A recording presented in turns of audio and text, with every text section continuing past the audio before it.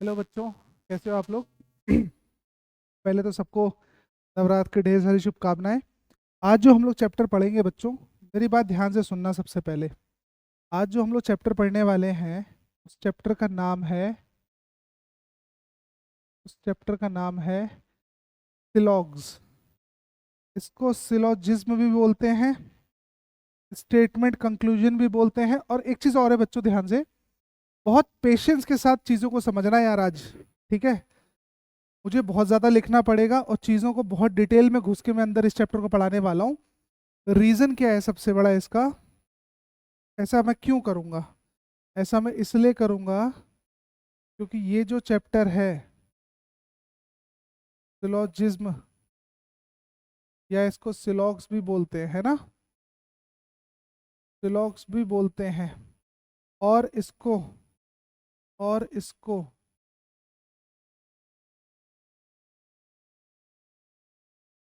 Statement and conclusions, statement and conclusions इस नाम से भी जाना जाता है। आई होप इतनी बात क्लियर हो रही होगी। ठीक है?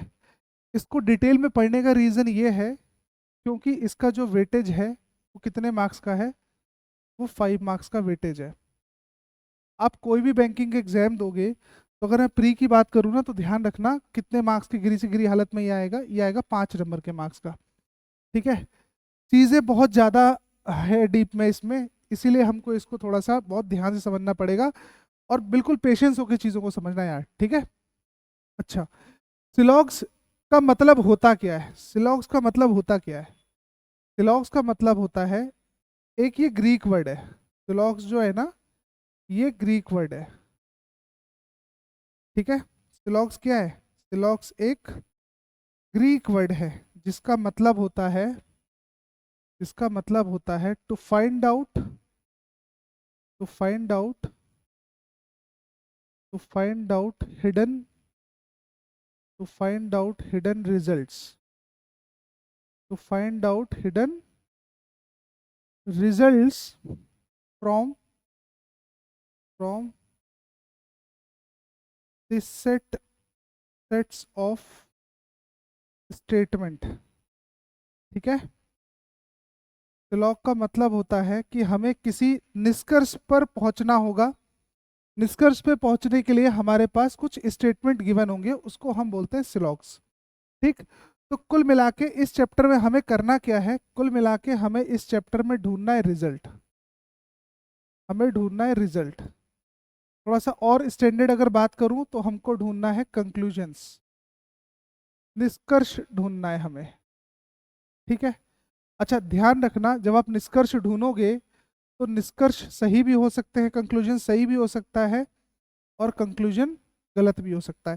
तो एग्जाम में दोनों टाइप से पूछा जा सकता है। सही कंक्लूजन कौन सा है ये भी टिक करने के लिए बोलता है, गलत क्वेश्चन कौन सा है ये भी टिक करने के लिए बोलता है। ठीक है? तो आई होप कि आपको सिलॉग्स का मतलब तो समझ में आ गया होगा कि बेसिकली ये होता क्या है। मैं और थोड़ा अगर डीप में लेके इसको चलूं तो एक स्टेटमेंट लेते हैं हम लोग। एक स्टेटमेंट लेते हैं। स्टेटमेंट है कि Saurabh Saurabh goes to give goes to give SBI PO exam. SBI PO pre exam ले लेते हैं। ठीक है? SBI PO प्री एग्जाम, एक ये स्टेटमेंट था, है ना? इस स्टेटमेंट के चार लोगों ने चार रिजल्ट बताए। पहला रिजल्ट क्या बोला? कंक्लूजन सुनना ध्यान से अब, ध्यान से कंक्लूजन्स को सुनना अब। ठीक है बच्चों? पहला कंक्लूजन ये है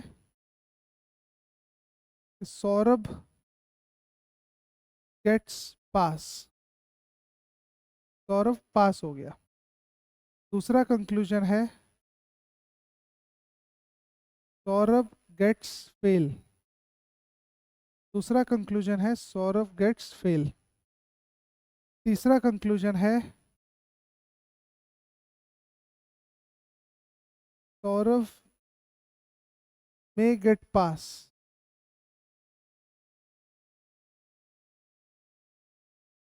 चौथा स्टेटमेंट है सौरभ मे गेट फेल।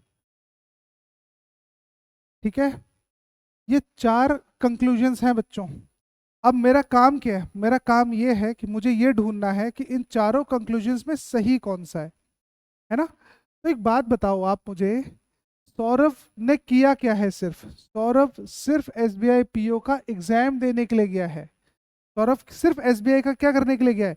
एग्जाम देने के लिए गया है। तो ये बताओ, क्या इस एग्जाम का रिजल्ट आ गया? क्या कहीं भी आपको इसका रिजल्ट दिख रहा है?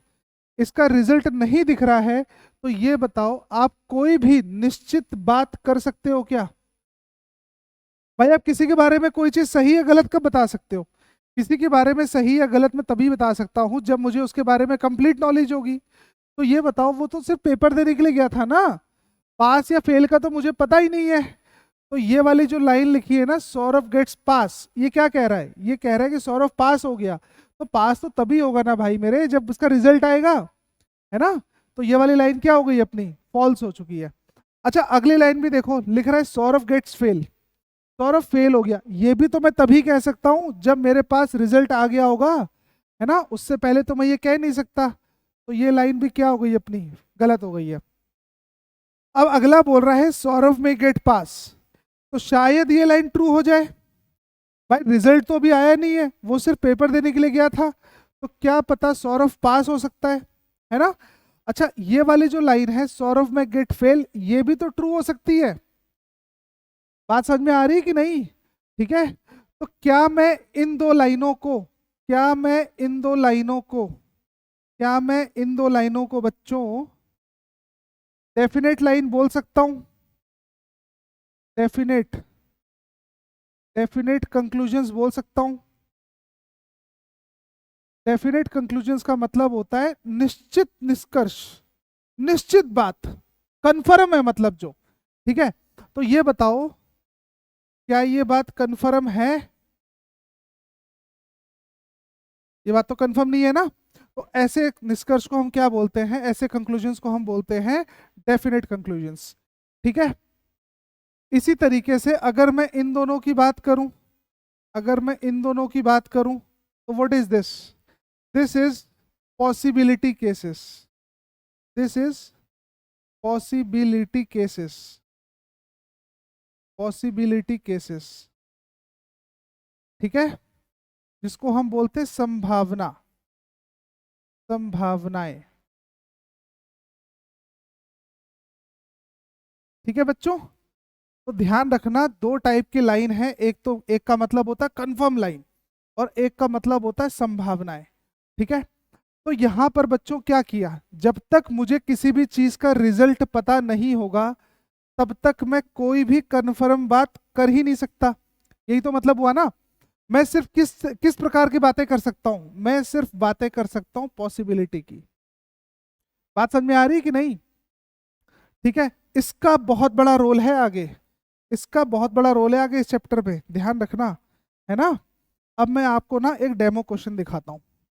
मैं एक डेमो क्वेश्चन दिखाता हूँ कि एग्जाम में ये क्वेश्चन पूछा किस तरीके से जाता है। एक डेमो क्वेश्चन देख लो भाई।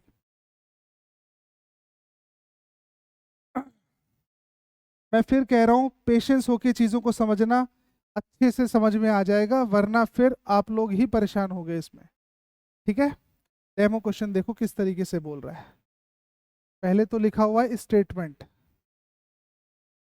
पहले लिखा है स्टेटमेंट। पहला स्टेटमेंट बोल रहा है सम ए आर बी। दूसरा स्टेटमेंट बोल रहा है सम बी आर सी, है ना। अब उसके बाद यहाँ पर दे दिया इन्होंने कंक्लूजन्स, कंक्लूजन्स दे दिया इन्होंने, कंक्लूजन्स दे दिया इन्होंने। पहला कंक्लूजन दिया है ऑल ए आर सी, पहला कंक्लूजन है ऑल ए आर सी। दूसरा कंक्लूजन है नो ए आर सी, है ना। उसके बाद ऑप्शन दे देता है उठा के ये, आपको टिक इसी को करना होगा, इसी ऑप्शंस में से टिक करना होता है। ठीक है, तो पहला ऑप्शन आपके सामने है, पहला ऑप्शन है only first follows, only first follows या इम्प्लिसिट। ठीक, सेकंड ऑप्शन है only second follows. Third option होगा आइदर फर्स्ट और सेकंड फॉलोज, आइदर फर्स्ट और सेकंड फॉलोज। चौथा ऑप्शन होगा both first and second follows, both first and second follows. पांचवा option होगा neither first, neither first nor second follows, nor second follow. ठीक है, अब मेरी बात सुनो, देखो आपके सामने जो क्वेश्चन आएगा ना वो हमेशा इस तरीके से लिखा हुआ आएगा, इस तरीके से, है ना। सॉल्व इसको करना है, ठीक, आपको ये बताना है कौन सा कंक्लूजन सही है कौन सा कंक्लूजन गलत है। मान लो सपोज पहला ऑप्शन ट्रू हो गया, ठीक है, सेकंड ऑप्शन फॉल्स हो गया बच्चों, तो यहाँ पर पहले वाले ऑप्शन को हम टिक कर देंगे, ओनली फर्स्ट फॉलोज। आपने देखा कि नहीं यार, मेरा तो पहला फॉल्स हो रहा है, दूसरा ट्रू हो रहा है, तो उस केस में कौन सा ऑप्शन टिक होगा, सेकंड ऑप्शन। आपने देखा कि मेरे दोनों के दोनों ट्रू हो रहे हैं, ठीक है, तो यहां पर टिक होगा both first and second follows. क्या टिक होगा, both first and second follow. आपने देखा कि मेरे दोनों के दोनों ऑप्शन क्या हो रहे हैं, गलत हो रहे हैं, तो उस केस में टिक होगा neither first nor second follows, है ना। लेकिन सवाल ये उठता है कि ये किस खेत की मूली है भाई, ये वाला जो ऑप्शन है ना, ये वाला जो ऑप्शन है ना बच्चों, ये किस खेत की मूली है। ध्यान रखना ये स्पेशल है, ये स्पेशल बन जाएगा, इसके बारे में हमें बहुत डिटेल में पढ़ना पड़ेगा, है ना। तो आई होप कि आपको क्वेश्चन समझ में आ गया होगा। अब क्वेश्चन जब समझ में आ गया है यहाँ पर, तो यहाँ पर कुछ छोटी छोटी चीजों को और समझ लेते हैं, क्योंकि मैं बार बार उन टर्म्स का यूज करूंगा, है ना। जैसे फॉर एग्जाम्पल मैंने यहाँ पर लिखा था स्टेटमेंट, मैंने क्या लिखा, स्टेटमेंट, मैंने लिखा था स्टेटमेंट, है ना। तो स्टेटमेंट का मतलब क्या होता है, स्टेटमेंट का मतलब क्या होता है, स्टेटमेंट का मतलब होता है anything, anything written will be assumed to be true, will be assumed to be true। आपको इसको ट्रू मानना पड़ेगा, इसमें कॉन्ट्रडिक्शन मत करना भाई। बात समझ में आ रही है। जैसे फॉर एग्जाम्पल उन्होंने लिख के दिया, क्वेश्चन में लिखा है ऑल डॉग्स आर कैट, ठीक, तो अब इस पे कोई बहस मत करना कि सारे कुत्ते बिल्ली कैसे हो गए भाई, ठीक है। आपको ये मान के चलना पड़ेगा कि ऑल डॉग्स आर कैट, ये मान के चलना पड़ेगा, इतनी सी बात है ना। तो ध्यान रखना स्टेटमेंट में कुछ भी लिखा होता है उसको हमें क्या मानना पड़ता है, ट्रू मान के चलना पड़ता है। जैसे इन्होंने यहाँ पर स्टेटमेंट में लिखा है सम ए आर बी, तो मान के चलना पड़ेगा कि ए का कुछ हिस्सा किस में है, बी में है। उसी तरीके से सेकंड स्टेटमेंट बोल रहा है सम बी आर सी, तो मान के चलना पड़ेगा कि बी का कुछ हिस्सा सी में है, ठीक है। आप भावनाओं में मत बह जाना यार, गड़बड़ा जाएगा मामला इसमें, है ना। अच्छा, थोड़ा सा स्टेटमेंट को हम और समझते हैं, स्टेटमेंट को हम और समझते हैं। ध्यान रखना बच्चों, स्टेटमेंट में तीन चीजें होती हैं, थ्री थिंग्स, जो कि सबसे इंपॉर्टेंट इसमें होता है, ठीक है, थ्री थिंग्स।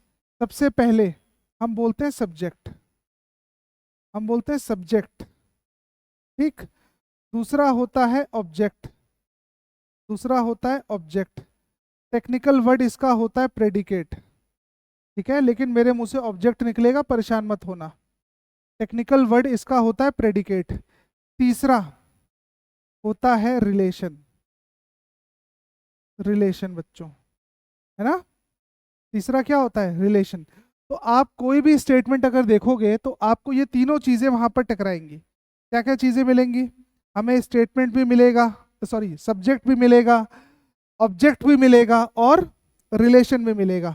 अब सवाल ये होता है सब्जेक्ट है क्या भाई? सब्जेक्ट बोलता है, अपने आप को डिफाइन करता है कि जहां से कहानी स्टार्ट होती है, जहां से कहानी स्टार्ट होती है, ध्यान रखना इस बात को, जहां से कहानी स्टार्ट होती है। तो ये बताओ किस बंदे से कहानी स्टार्ट हो रही है, किस आदमी से कहानी स्टार्ट हो रही है? अगर मैं ये स्टेटमेंट मान लूं अपना, तो यहाँ पर कहानी किस बंदे से स्टार्ट हो रही है? डॉग से स्टार्ट हो रही है ना। तो डॉग्स अपना क्या बन जाएगा? डॉग्स अपना बन जाएगा सब्जेक्ट। बात समझ में आ रही है? ऑब्जेक्ट क्या होता है? कहानी जिस पे एंड होती है, कहानी जिस पे एंड होती है, कहानी जिस पे एंड होती है, ठीक है, कहानी जिस पे एंड होती है। तो ये बताओ इस केस में कहानी किस पे एंड हो रही है? कहानी एंड हो रही है कैट पे, है ना। तो कैट क्या बन जाएगा अपना? कैट अपना बन जाएगा ऑब्जेक्ट। ठीक। रिलेशन किसको बोलते हैं? रिलेशन क्या है? रिलेशन हम बोलते हैं, रिलेशन हम बोलते हैं संबंध, है ना। रिलेशन हम क्या बोलते हैं? संबंध। तो एक बात बताओ बच्चों, संबंध किसका, रिलेशन किसका? रिलेशन ध्यान रखना हमेशा सब्जेक्ट का, और सब्जेक्ट का प्लस किसका? ऑब्जेक्ट का। इसी को हम बोलते हैं रिलेशन। ऐसा क्या है जो सब्जेक्ट और ऑब्जेक्ट को आपस में बाउंड करता है? ठीक है। तो ये बताओ, यहां पर मैंने लिखा है ऑल डॉग्स आर कैट, अगर मैं इसकी हिंदी भी लिख दूं अगर एक बार, तो ये कह रहा है कि सारे सारे कुत्ते, सारे कुत्ते बिल्ली हैं, यही तो कह रहा है। तो ये बताओ, ये भूल के मत कहना कि सर डॉग्स और कैट को आर जोड़ रहा है, नहीं नहीं नहीं, ये मतलब नहीं है। ठीक है। कुत्ते और बिल्ली को कौन जोड़ रहा है? सब्जेक्ट और ऑब्जेक्ट को कौन जोड़ रहा है? सारे। बात समझ में आई? तो यहां पर डॉग्स और कैट को कौन जोड़ रहा है? यहां पर डॉग्स और कैट को जोड़ रहा है ऑल। यहां पर डॉग और कैट को कौन जोड़ रहा है? ऑल जोड़ रहा है, ऑल जोड़ रहा है इधर। ठीक है बच्चों, इतनी सी बात क्लियर है? देखो यार, ये सब चीजें जानना बहुत जरूरी है, ये हमारी फाउंडेशन है। और मैं फिर कह रहा हूं यार कि हैव पेशेंस, सारी चीजें आज बोर्ड पे लिख के समझाऊंगा, ठीक है। आप भी साथ ही साथ नोट्स इसके बनाते चलो, ताकि इन फ्यूचर चीजें याद ना आए तो पन्ने पलट लोगे एक बार तो चीजें याद आ जाएंगी, है ना। अच्छा देखो, ये बताओ, अगर मैं इस क्वेश्चन की बात करूं, अगर मैं इस क्वेश्चन की बात करूं, जैसे ये वाला जो लाइन आप देख रहे हो, सम ए आर बी, तो यहाँ पर सब्जेक्ट कौन होगा? यहाँ पर सब्जेक्ट होगा अपना ए। ऑब्जेक्ट कौन होगा? ऑब्जेक्ट होगा बी। ठीक है। ए और बी में रिलेशन किसका है? तो सम का रिलेशन है सर। बात समझ में आ गई?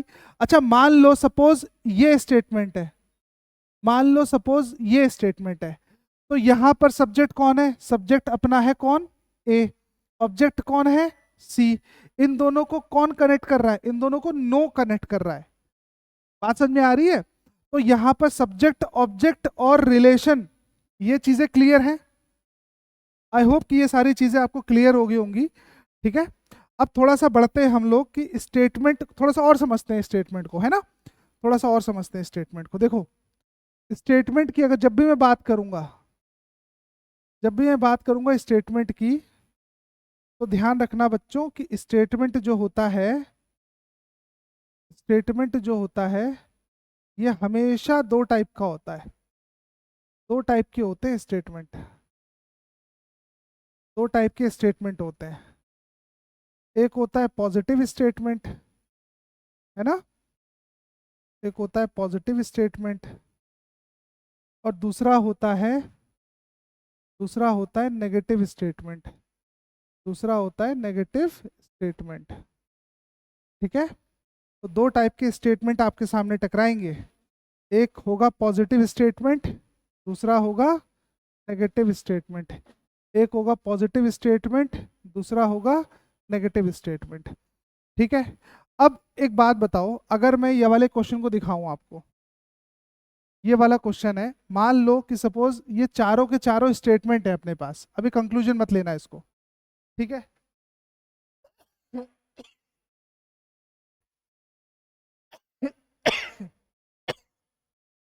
सॉरी, मान लो कि ये चारों के चारों स्टेटमेंट है, एक एक एक दो तीन चार, मान लो ये चारों के चारों क्या है, स्टेटमेंट है। तो ये बताओ पॉजिटिव स्टेटमेंट कितने हैं और नेगेटिव स्टेटमेंट कितने हैं, जल्दी से बताओ कमेंट बॉक्स में। तो आप बोलोगे सर ये वाला जो है ये पॉजिटिव है, ये वाला जो है पॉजिटिव है, ये वाला भी पॉजिटिव है, लेकिन जो लास्ट वाला है वो कौन सा है, वो नेगेटिव है। अब नेगेटिव कैसे जज किया मैंने, नेगेटिव कैसे जज किया मैंने, नेगेटिव मैंने जज किया ऐसे सेंटेंस जिसमें नो आ जाए या सम नॉट आ जाए, नो आ जाए या सम नॉट आ जाए। ठीक है, देखो बात को समझो, यहां पर क्या कह रहा है, सम ए आर बी का मतलब क्या हुआ, सम ए आर बी का मतलब हुआ यहां पर एक एक कुछ हिस्से को क्या होना पड़ेगा, बी में जाना पड़ेगा ना, तो वहां पर रिलेशन बनाने को कह रहा है। इसलिए मैं क्या कह रहा हूं इसको, इसलिए बोल रहा हूं पॉजिटिव स्टेटमेंट। यहां देखो एक बार, ऑल ए आर सी, ये क्या कहना चाह रहा है, सारे के सारे ए को किसके अंदर जाना पड़ेगा, सी के अंदर जाना पड़ेगा, तो रिलेशन बनाने को कह रहा है। इसलिए हम इसको क्या बोलते हैं, इसलिए हम इसको बोलते हैं पॉजिटिव स्टेटमेंट। लेकिन अगर मैं यहां पर पूछूं ए और सी का, तो यहां पर रिलेशन बनाने को नहीं कह रहा है, वो क्या कर रहा है, वो मना कर रहा है। रिलेशन बनाने के लिए नहीं बोल रहा है, वो रिलेशन बनाने के लिए मना कर रहा है। नो ए आर सी का मतलब क्या हुआ, नो ए आर सी का मतलब हुआ कि कोई भी ए का पार्ट किस में नहीं है, सी में नहीं है। ठीक है, तो जिस सेंटेंस में रिलेशन बनाने को कह रहा होगा वहां पर पॉजिटिव सेंटेंस होता है, और जिस सेंटेंस में रिलेशन बनाने को मना कर रहा होगा उस केस में हम उसको बोलते हैं नेगेटिव सेंटेंसेस। ठीक है, उसको हम बोलते हैं नेगेटिव सेंटेंसेस। अच्छा, आगे आगे सुनो थोड़ा सा, आगे और सुनो। पॉजिटिव स्टेटमेंट भी दो टाइप के होते हैं, पॉजिटिव स्टेटमेंट भी दो टाइप के होते हैं। पहला होता है पॉजिटिव डेफिनेट, पॉजिटिव डेफिनेट। ठीक है, पहला होता है पॉजिटिव डेफिनेट। अब पॉजिटिव डेफिनेट क्या है भाई, ठीक, पॉजिटिव डेफिनेट क्या है, पॉजिटिव डेफिनेट का मतलब होता है, जैसे एग्जांपल ले लेता हूं मैं, मैंने बोला ऑल डॉग्स आर कैट, मैंने बोला ऑल डॉग्स आर कैट, है ना। दूसरा मैंने बोला सम डॉग्स आर कैट, दूसरा मैंने क्या बोला, मैंने बोला सम डॉग्स आर कैट। एक बात बताओ, ये दो लाइनें कन्फर्म लाइन है कि नहीं है, ये दो लाइनें कन्फर्म लाइन है, कन्फर्म लाइन है ना, क्योंकि यहां पर बोल रहा है कि सारे के सारे डॉग क्या है, कैट है। यहां पर क्या बोल रहा है, कुछ डॉग कैट है, तो ये लाइनें कैसी है, ये लाइनें कन्फर्म लाइन है ना। तो ये तुम्हारे क्या कहलाएंगे, ये कहलाएंगे positive statements, positive definite statement कहलाते हैं ये। उसी तरीके से यहां पर नेगेटिव भी होगा, तो नेगेटिव का पहला पार्ट होगा नेगेटिव डेफिनेट, नेगेटिव डेफिनेट, है ना। अब नेगेटिव डेफिनेट का मतलब क्या हुआ, नेगेटिव डेफिनेट का मतलब क्या हुआ, एग्जाम्पल ले लेते हैं। पहला मैंने बोला, ए पॉइंट मैंने बोला no dogs are cat, no dogs are cat, no dogs are cat. B point मैंने बोला some dogs are not cat, some dogs are not cat. तो ये लाइन कैसी हो गई है बच्चों, ये लाइन हो गई है नेगेटिव कंफर्म लाइन हो गई है, नेगेटिव कंफर्म लाइन है। यहां पर रिलेशन बनाने के लिए फोर्स कर रहा है ना, रिलेशन बनाने को कह रहा है, और यहां पर रिलेशन नहीं बनाने को कह रहा है। ठीक है, तो यहां पर ध्यान रखना दो टाइप से स्टेटमेंट आएंगे, एक तो पॉजिटिव स्टेटमेंट होगा, दूसरा नेगेटिव स्टेटमेंट होगा। पॉजिटिव स्टेटमेंट के अंदर भी पॉजिटिव डेफिनेट स्टेटमेंट होगा, नेगेटिव स्टेटमेंट के अंदर नेगेटिव डेफिनेट स्टेटमेंट होगा। अच्छा, मैंने तो आपको दो टाइप के लिखवाए हैं, दूसरा क्या है, दूसरा ये है, दूसरा स्टेटमेंट ये बनेगा इसका, दूसरा स्टेटमेंट ये बनेगा पॉजिटिव पॉसिबिलिटी, पॉजिटिव पॉसिबिलिटी। अब पॉजिटिव पॉसिबिलिटी का मतलब क्या हुआ? पॉजिटिव पॉसिबिलिटी का मतलब क्या हुआ? पॉजिटिव पॉसिबिलिटी का मतलब हुआ, पॉजिटिव पॉसिबिलिटी का मतलब हुआ कि अगर मैं इसको लिखूंगा ना, अगर मैं इसको लिखूंगा ए, जरा इसकी पॉसिबिलिटी बनाना, तो इसकी पॉसिबिलिटी बनाओ तो कैसे बनेगी? ऐसी तो बनेगी, all dogs, all dogs may be cat, all dogs may be cat. यहां पर समझो, पॉसिबिलिटी का मतलब होता है शायद, कंफर्म नहीं है, कंफर्म नहीं है, डाउटफुल सिचुएशन है अभी, शायद, शायद सारे कुत्ते बिल्ली हैं, यही तो मतलब है इसका। अच्छा, बी पॉइंट पे आओ। बी पॉइंट क्या बोल रहा है? बी पॉइंट बोल रहा है some dogs, some dogs may be cat, may be cat. ठीक है, मतलब क्या हुआ इसका? शायद कुछ कुत्ते बिल्ली हो, शायद कुछ कुत्ते बिल्ली हो। ध्यान रखना, इस लाइन को ऐसे भी लिखा जा सकता है, इस लाइन को ऐसे भी लिखा जा सकता है, all dogs, all dogs are cat is a possibility, all dogs are cat is a possibility. इसकी हिंदी क्या बनेगी? इसकी हिंदी ये बनेगी कि ऐसी सारे कुत्तों की बिल्ली होने की संभावना। ठीक है, तो इसको हम बोलते हैं पॉसिबिलिटी। इसकी पॉसिबिलिटी कैसे लिखूंगा? देखो, मैं ये भी पॉसिबिलिटी लिखा हुआ है, सम डॉग्स में बी कैट का मतलब क्या है? शायद कुछ कुत्ते बिल्ली हों। तो यहाँ पर इसका थोड़ा सा और जरा एक्यूरेट पे आओ तो कैसे बनेगा? इसका बनेगा some dogs, some dogs are cat, some dogs are cat is a possibility, some dogs are cat is a possibility. बात समझ में आ रही कि नहीं? तो ना ध्यान रखना, इस तरीके से भी लाइनें आपके सामने टकराएंगी तो परेशान मत होना बिल्कुल भी, है ना। अच्छा, जरा इस पर आओ, जरा इस पर आओ, नेगेटिव वाले पर, नेगेटिव वाले पर आओ, नेगेटिव वाले पर आओ। नेगेटिव वाला क्या कह रहा है? एक तो नेगेटिव डेफिनेट हो गया, दूसरा नेगेटिव पॉसिबिलिटी, नेगेटिव पॉसिबिलिटी। ठीक है, जिस तरीके से, जिस तरीके से पॉजिटिव पॉसिबिलिटी होती है उसी तरीके से नेगेटिव पॉसिबिलिटीज भी होती हैं, है ना। जिस तरीके से किसी चीज की होने की पॉसिबिलिटी है उसी तरीके से किसी चीज की ना होने की भी पॉसिबिलिटी है। बात समझे कि नहीं? तो यहां पर आपके सामने पहला, अगर मैं यहां पर पॉसिबिलिटी बनाऊंगा तो क्या बनेगा? ये बनेगा no dogs, no dogs are cat, no dogs are cat is a possibility, no dogs are cat is a possibility, no dogs are cat is a possibility. B बनाओ इसका, बी बनेगा some dogs, some dogs are not cat, are not cat is a possibility, some dogs are not cat is a possibility. ठीक है, अगर मैं इसकी हिंदी की बात करूं, हिंदी कैसे बनेगी इसकी? हिंदी इसकी बनेगी किसी भी कुत्ते के बिल्ली ना होने की संभावना, है ना, किसी भी कुत्ते के बिल्ली ना होने की संभावना। दूसरा क्या बनेगा?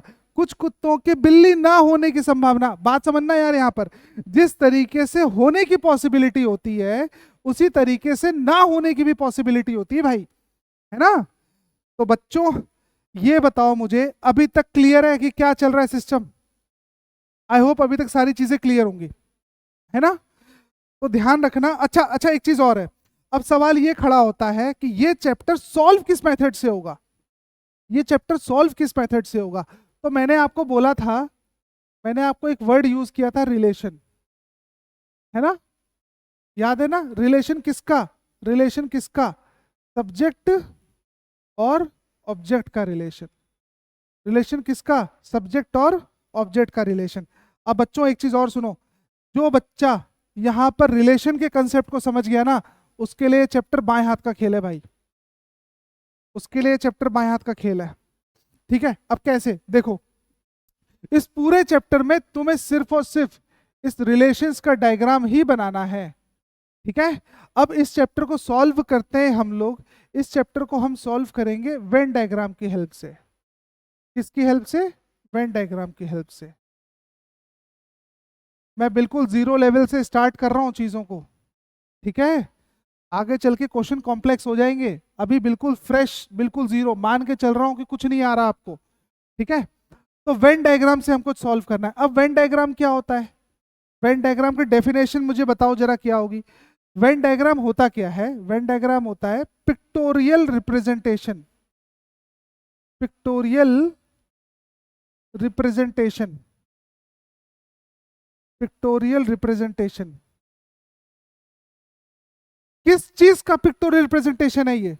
किस चीज का पिक्टोरियल रिप्रेजेंटेशन है ये? पिक्टोरियल रिप्रेजेंटेशन है, पिक्टोरियल रिप्रेजेंटेशन ऑफ रिलेशंस। किसका रिप्रेजेंट करेगा ये? किसको रिप्रेजेंट करेगा ये रिलेशंस को रिप्रेजेंट करेगा, ठीक है। किसके रिलेशन को? Pictorial representation of relations of subject plus object. भाई बच्चों, बच्चों देखो सुनो, जो वेन डायग्राम है, वेन डायग्राम करता क्या है? वेन डायग्राम ना एक रिप्रेजेंटेशन है, पिक्टोरियल रिप्रेजेंटेशन है, ठीक है। वेन डायग्राम कुछ इस तरीके से बनता है ना, गोले गोले बनते हैं, इसको हम क्या बोलते हैं?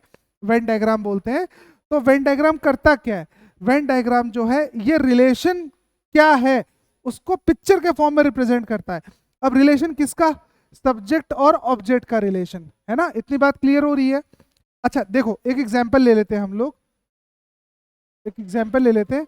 आपको एक वेन डायग्राम बनाना है, आपको वेन डायग्राम बनाना है मथुरा, यूपी और India.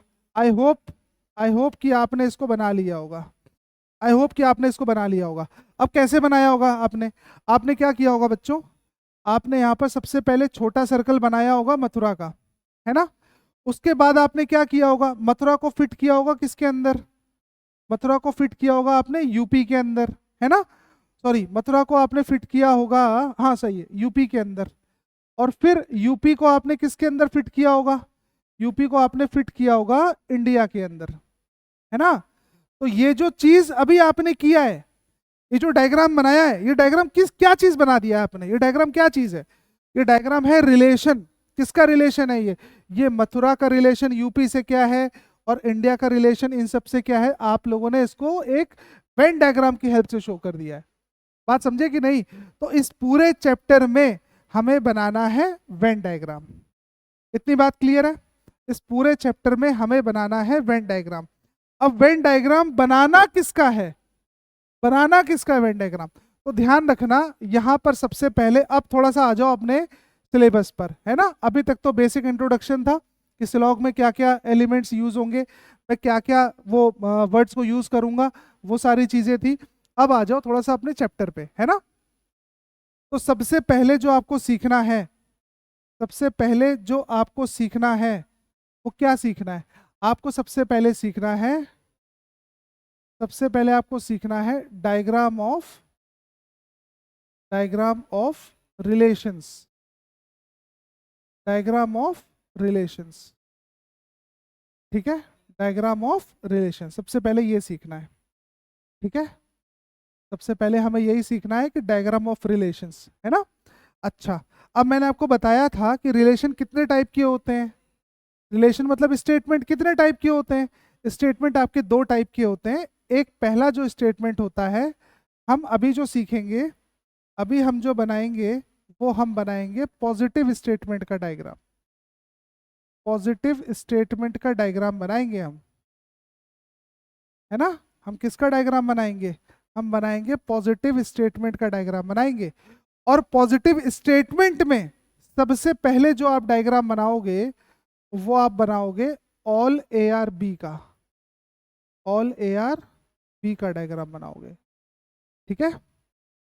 All A are B का डायग्राम बनाओगे पहला। दूसरा जो यहाँ पर डायग्राम हम बनाएंगे, दूसरा जो हम डायग्राम बनाएंगे वो हम बनाएंगे सम ए आर बी का। दूसरा डायग्राम किसका बनाएंगे हम? सम ए आर बी का डायग्राम बनाएंगे, ठीक है। दूसरा डायग्राम हम बनाएंगे सम ए आर बी का। तो पॉजिटिव स्टेटमेंट दो टाइप के, एक हो गया ऑल ए आर बी, दूसरा हो गया सम ए आर बी, है ना। दोनों डेफिनेट स्टेटमेंट है। मैंने बोला था कंफर्म स्टेटमेंट, जिसमें पॉसिबिलिटी बनाने के पॉसिबिलिटी नहीं है, इसमें कंफर्म है, ठीक है। अच्छा, सेकंड आप क्या सीखोगे? सेकंड आप क्या सीखोगे? सेकंड आप सीखोगे, सेकंड आपको बनाना होगा किसका? सेकंड बनाना होगा, थोड़ा सा दूर बना देता हूं मैं। सेकंड हमको बनाना होगा नेगेटिव स्टेटमेंट का डायग्राम। नेगेटिव स्टेटमेंट का डायग्राम, किसका डायग्राम बनाना होगा हमें? नेगेटिव स्टेटमेंट का डायग्राम बनाना होगा, है ना। नेगेटिव स्टेटमेंट के अंदर भी दो चीजें होंगी, नेगेटिव स्टेटमेंट के अंदर भी दो चीजें होंगी, है ना।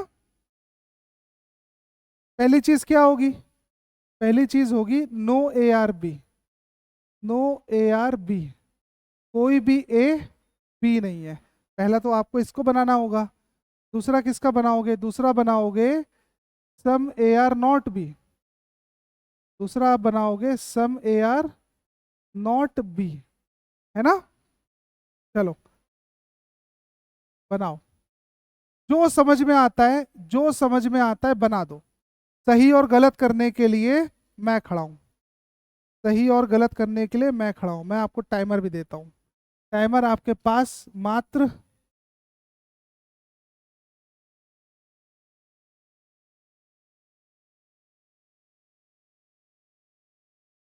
मात्र 30 सेकंड का टाइमर है। जो समझ में आता है डायग्राम बना दो।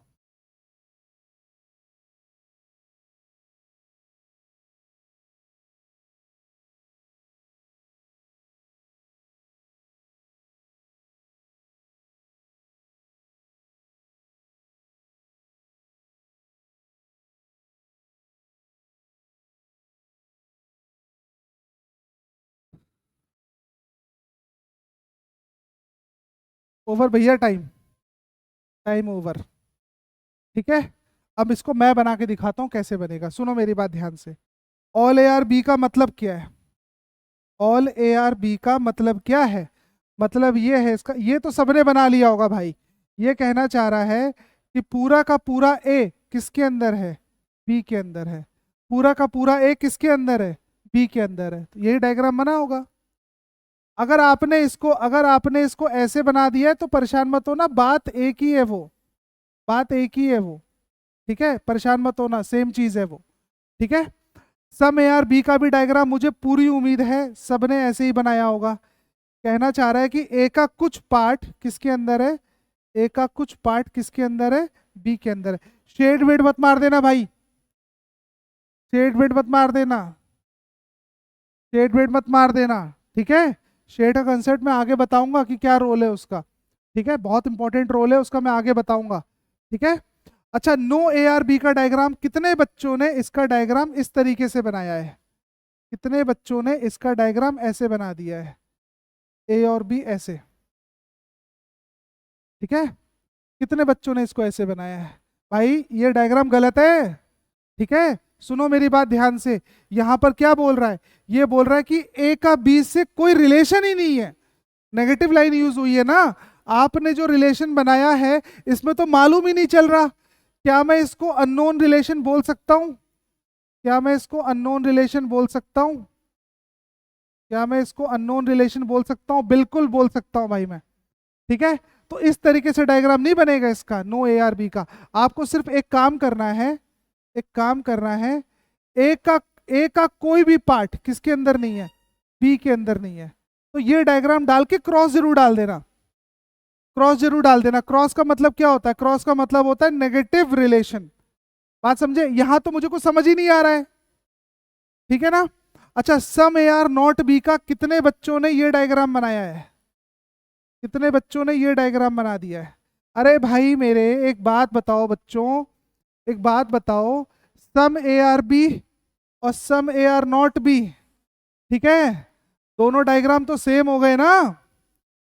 मामला गड़बड़ हो जाएगा यहाँ पर, ध्यान रखना। वो नेगेटिव लाइन है तो मुझे वो क्रॉस तो आना चाहिए मेरा बीच में। ठीक है, बात समझ में आ रही है? वो क्रॉस आना चाहिए बीच में। तो वो किस तरीके से बनेगा? वो किस तरीके से बनेगा, कैसे बनेगा?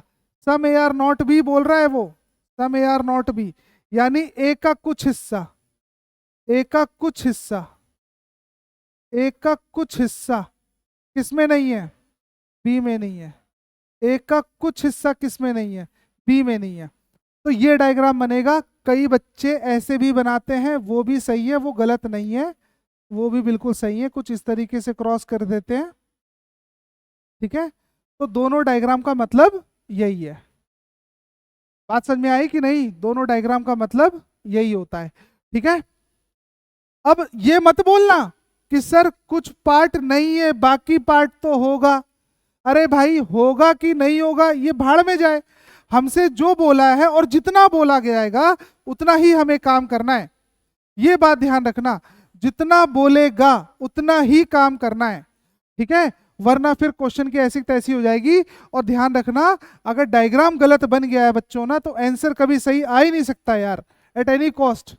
ठीक है, if you draw the diagram wrong, answer will never come correct. All right, ठीक है। अच्छा, अब आ जाओ जरा इस पे। एक क्वेश्चन मैं आप लोगों को देता हूं। क्वेश्चन ये है, क्वेश्चन ये है, आपको डायग्राम बनाना है इसका।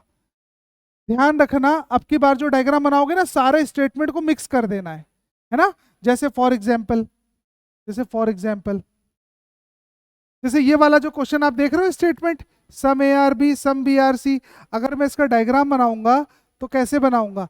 मैं बनाऊंगा ए पार्ट कुछ किसके अंदर है? बी के अंदर है, और बी का कुछ पार्ट किसके अंदर है? सी के अंदर है। तो दो स्टेटमेंट थे, दोनों को मैंने क्या कर दिया? दोनों को मैंने मिक्स कर दिया। तो यही मिक्स करके हमें डायग्राम बनाना है। बात समझ में आ रही कि नहीं? ठीक है, तो यहां पर मैं अभी आपको क्वेश्चन देता हूं। चलो, क्वेश्चन ये है, क्वेश्चन ये है, स्टेटमेंट है, इसी का डायग्राम बनाना। स्टेटमेंट है, पहला स्टेटमेंट है, all tiger are fish, all tiger are fish. अब ये मत बोलना कि सर गलत लिखा हुआ है भाई, सारे सारे शेर बिल्ली कैसे हो गए? अभी मैंने समझाया कि यहाँ पर जो भी बोला जाएगा उसको सच मान के चलना पड़ेगा। ठीक है, फिर ये बोल रहा है ऑल फिश आर कैट। ठीक, तीसरा बोल रहा है सम कैट आर डॉग। फिर बोल रहा है सम डॉग आर काउ। ठीक है, पांचवा बोल रहा है, पांचवा बोल रहा है all cow are, all cow are ox. ठीक है, छठा बोल रहा है नो ऑक्स इज एलिफेंट, कोई भी ऑक्स एलिफेंट नहीं है। ठीक है, आपके पास फिर से वही बात है, टाइमर मैं दूंगा भाई। ठीक है, सारा खेल टाइमर का होता है, इसमें ध्यान रखना। और आपके पास अब की बार जो टाइम है, चलो 1 मिनट का मैं टाइम देता हूँ।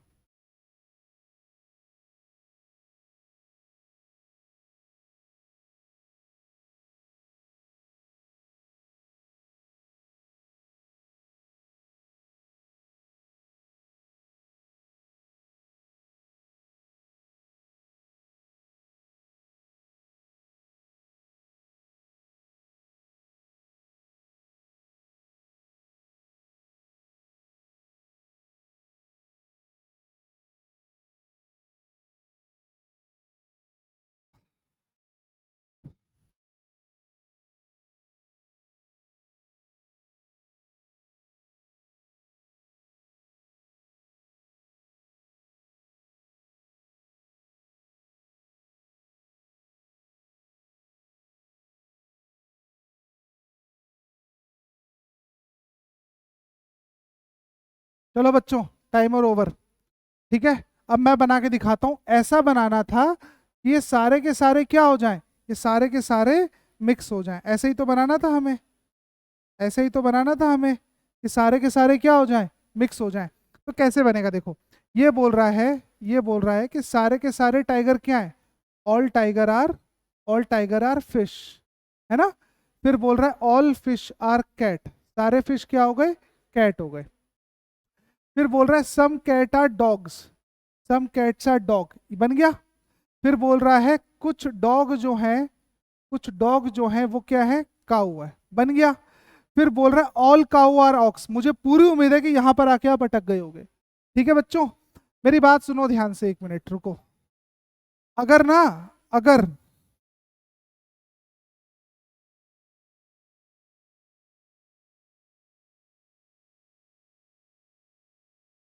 सारे काऊ को फॉक्स बनाना है, अगर आपने सारे काऊ को फॉक्स ऐसे बना दिया तो भी सही है, परेशान मत होना, परेशान मत होना। और सारे काऊ को फॉक्स अगर आप ऐसे बना रहे हो, बात वही है यार, दोनों बात वही है। देखो ना, एफ का कुछ हिस्सा किस में जाएगा, एफ का कुछ हिस्सा तो डी में जाएगा ही जाएगा, चाहे कुछ हो जाए। ठीक है, इसी तरीके से यहां भी देखो, एफ का कुछ हिस्सा तो डी में जाएगा ही जाएगा, चाहे कुछ हो जाए। ठीक है। फिर बोल रहा है ऑल काऊ आर, ऑल काऊ और ऑक्स बोला था, सॉरी ऑक्स, मैंने फॉक्स ले लिया, ऑल काऊ और ऑक्स था, ऑल काऊ और ऑक्स। ठीक है। फिर बोल रहा है नो ऑक्स इज एलिफेंट, कोई भी ऑक्स क्या नहीं है, एलिफेंट नहीं है, कोई भी ऑक्स क्या नहीं है, एलिफेंट नहीं है। ठीक है। तो जितने बच्चों का ये डायग्राम बना है भाई, बहुत बहुत बधाई हो आपको, आप पहली सीढ़ी चढ़ चुके हो। ठीक, और जितने बच्चों का नहीं बना है वो फिर से दोबारा से ट्राई करेंगे। ठीक है, बात समझ में आई कि नहीं। तो आज के लिए लेवल 1 तक हम पढ़ते हैं, डायग्राम हम बनाना सीख चुके हैं। बस अगर डायग्राम हमारा बन गया है ना, तो हमारा कोई भी दुनिया का ताकत ऐसा नहीं है जो हमारे कंक्लूजन को गलत करा दे, समझे। ठीक है, थैंक यू सो मच बच्चों।